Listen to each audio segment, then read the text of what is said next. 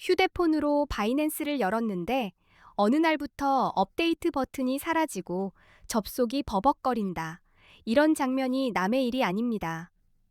문이 잠기기 전에 자산을 먼저 옮겨두셔야 마음이 놓입니다.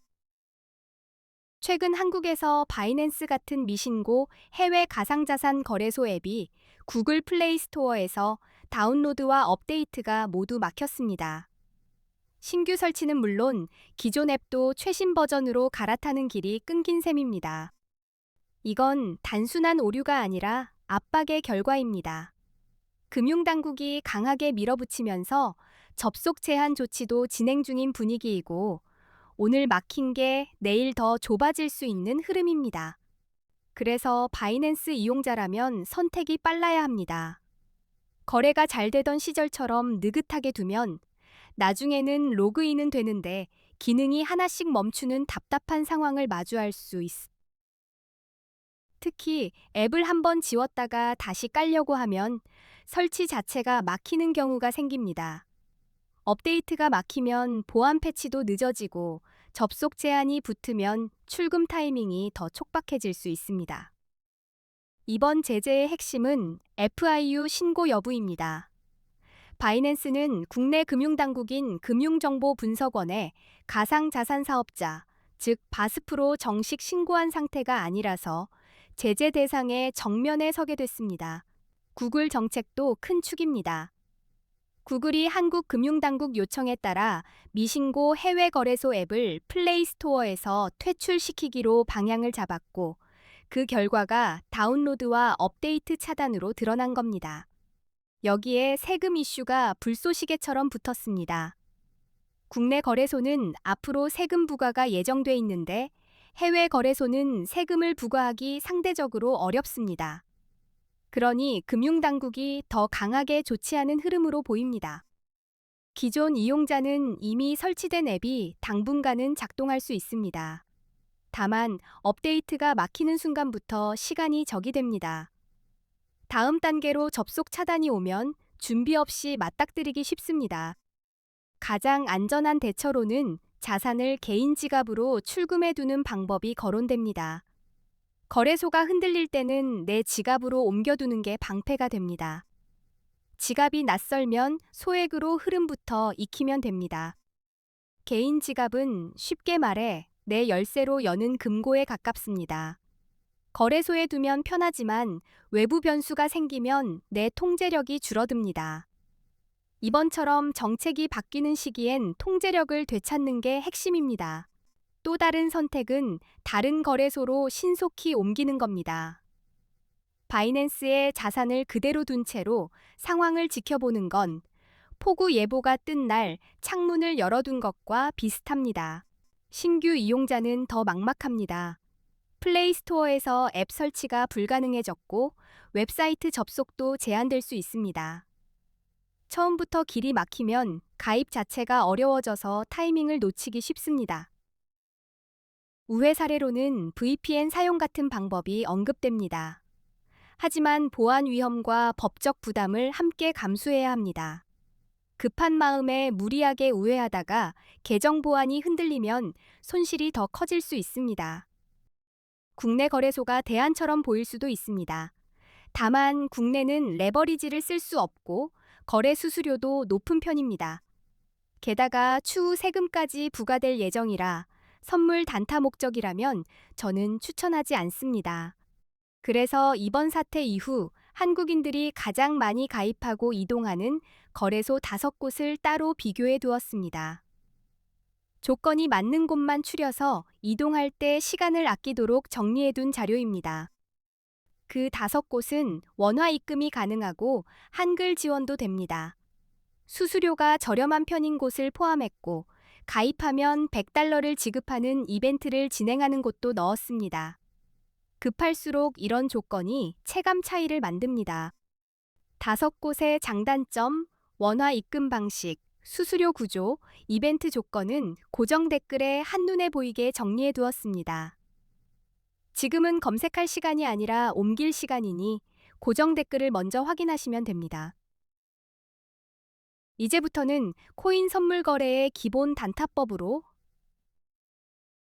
롱을 잡는 타이밍과 숏을 잡는 타이밍을 느낌이 아니라 신호로 판단하는 방법을 깔끔하게 잡아드리겠습니다. 비트코인은 변동성이 큰 만큼 진입 타이밍이 전부라고 해도 과장이 아닙니다. 같은 가격이라도 언제 들어가느냐에 따라 수익이 될지 손실이 될지 결말이 갈립니다. 그래서 기준을 미리 세워야 합니다.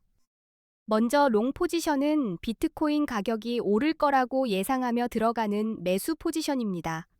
한마디로 상승에 베팅하는 방식이고 가격이 올라가면 수익이 쌓입니다.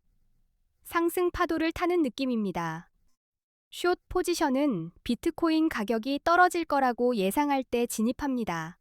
하락에 베팅하는 방식이며 가격이 내려갈수록 수익이 열립니다. 하락장에서 손을 묶지 않고 움직일 수 있게 해주는 도구입니다. 선물에선 레버리지가 함께 따라옵니다. 레버리지는 돋보기처럼 수익도 손실도 키웁니다. 그래서 신호가 흐릿할 때 크게 들어가면 작은 흔들림에도 포지션이 흔들리기 쉽습니다. 선물 거래는 적은 증거금으로 큰 포지션을 굴리는 구조라서 방향이 어긋나면 청산까지 직선으로 달릴 수 있습니다. 그래서 진입 전에 내 포지션이 버틸 수 있는 흔들림 폭을 먼저 계산해 두는 습관이 초보일수록 레버리지를 낮추고 작게 시작해서 시장의 리듬을 익히는 게 좋습니다. 레버리지를 높여서 한 번에 마치려 하면 차트의 잡음에 휘둘려서 멘탈이 먼저 무너집니다. 단타에서 가장 중요한 건 들어가는 자리보다 나오는 자리입니다. 진입 버튼을 누르기 전에 손절 기준과 익절 기준을 정해두면 급등락이 와도 손이 덜 떨립니다. 기준이 없는 매매는 감정이 운전대를 잡습니다. 가격은 늘 지지와 저항에서 싸웁니다. 이전에 여러 번 멈췄던 가격대는 다시 와도 봐올 확률이 롱이면 지지에서의 버팀을, 숏이면 저항에서의 막힘을 확인하면 판단이 더 단단해집니다. 롱 진입 신호부터 보겠습니다. 가장 먼저 차트에서 강한 상승 추세가 보일 때입니다. 여러 차례 고점을 높여가며 올라가고 저점도 함께 올라가면 시장이 위로 길을 내는 중입니다. 이런 상승 추세는 계단을 한 칸씩 밟고 올라가는 모습으로 급등 후 눌림이 오더라도 이전 저점보다 위에서 멈추면 매수 세력이 계속 버티고 있다는 해석이 가능합니다. 기술적 분석에서 대표 신호는 50일 이동평균선과 150일 이동평균선입니다. 51선이 151선을 위로 돌파하면 골든 크로스라고 부르며 강한 상승 신호로 해석하는 경우가 많습니다. 이동평균선은 시장의 평균 체온 같은 겁니다. 짧은 기간 평균이 긴 기간 평균을 뚫고 올라가면 최근 흐름이 장기 흐름을 이기기 시작했다는 뜻이라 롱 쪽으로 무게가 실립니다. 거래량이 증가할 때도 롱 근거가 됩니다. 가격이 오를 때 거래량까지 같이 늘면 시장의 신뢰도가 붙고 있다는 신호입니다. 엔진 소리가 커질수록 차가 더 멀리 가는 것처럼 상승이 강해질 수 있습니다. 뉴스 체크는 필수입니다. 규제 완화, 대형 기관 투자자의 진입, ETF 승인 같은 긍정 재료는 가격을 위로 끌어올리는 촉매가 됩니다. 차트가 좋을 때 이런 뉴스가 겹치면 롱이 더 유리해집니다. 다만 뉴스만 보고 뛰어들면 뒷북이 되기 쉽습니다. 뉴스는 불꽃이고 차트는 장작입니다. 장작이 이미 젖어 있으면 불꽃이 튀어도 오래 못 가니 추세와 거래량이 함께 받쳐주는지 확인해야 합니다. 단타에서 흔한 함정이 급등 캔들 추격입니다. 위로 솟구친 뒤에는 숨 고르기가 자주 옵니다. 상승 추세라면 눌림이 들어올 때까지 기다렸다가 이전 저점이 지켜지는지 보고 롱을 잡는 편이 시간 프레임도 섞어보면 실수가 줄어듭니다. 큰 흐름은 긴 봉에서 보고 진입 타이밍은 짧은 봉에서 잡는 방식입니다. 큰 방향이 위인데 짧은 봉만 보고 숏을 잡으면 거센 역풍을 맞을 수 있습니다. 반대로 숏 진입 신호를 보겠습니다. 우선 차트가 하락 추세일 때입니다. 가격이 지속적으로 낮아지고 저점이 계속 낮아지는 패턴이 이어지면 숏 포지션이 유리한 환경입니다. 하락 추세는 미끄럼틀처럼 보일 때가 많습니다. 반등이 나와도 고점이 낮아지고 다시 내려가며 바닥을 갱신하면 매도 압력이 시장을 잡고 있다는 의미가 됩니다. 기술적 분석에선 50일 이동평균선이 150일 이동평균선 아래로 내려갈 때 보통 하락 신호로 해석하며 숏 쪽으로 판단을 기울이게 만드는 경고등입니다. 거래량의 변화도 숏 힌트가 됩니다. 비트코인이 올라가는데 거래량이 줄어들면 상승세가 약해지고 있다는 신호일 수 있습니다. 겉으로는 올라가도 속이 비어 있으면 곧 꺾일 가능성이 커집니다. 부정적인 뉴스는 하락을 빠르게 만들 수 있습니다. 규제 강화 소식, 해킹 사고, 주요 국가들의 규제 정책 강화 같은 재료는 공포를 키우고 매도를 부릅니다. 이런 때 숏이 유리해지기 쉽습니다. 하락 뉴스가 나왔을 때도 무조건 숏이 정답은 아닙니다. 이미 많이 떨어진 뒤라면 공포가 바닥일 수 있습니다. 그래서 중요한 지지선이 깨지는지, 반등이 힘없이 막히는지 같은 구조를 확인하고 들어가야 합니다. 하락 추세에서는 반등이 오히려 숏 타이밍이 되는 경우가 많습니다. 가격이 잠깐 튀어도 이전 저항을 넘지 못하고 고점이 낮게 형성되면 다시 내려갈 확률이 커집니다. 이런 구조가 숏에 힘을 실어줍니다. 그리고 하락이 시작될 때 거래량이 갑자기 터지면 시장이 방향을 정했다는 신호로, 반대로 거래량 없이 미끄러지면 언제든 되돌림이 세게 올 수 있어 속도 조절이 필요합니다.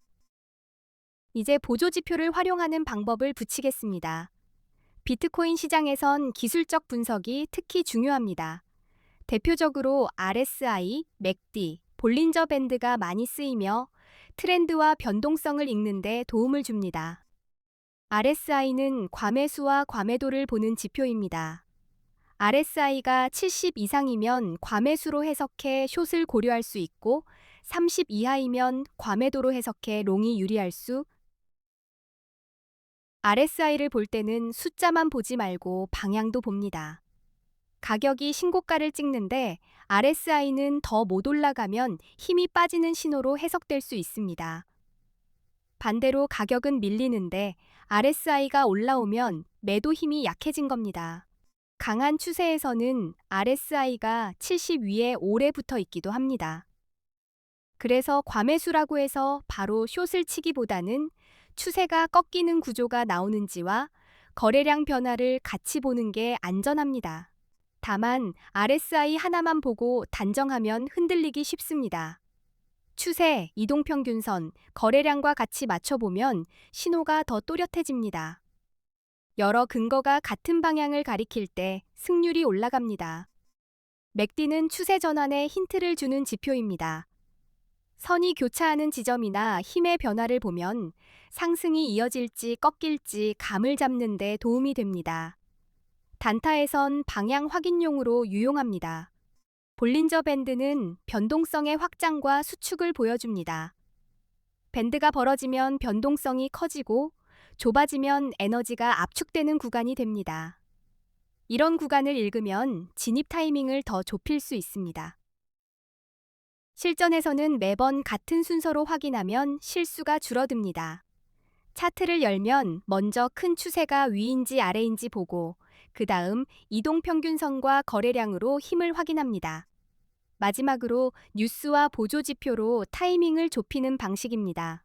진입은 한 번에 올인처럼 받기보다 분할로 접근하면 마음이 안정됩니다.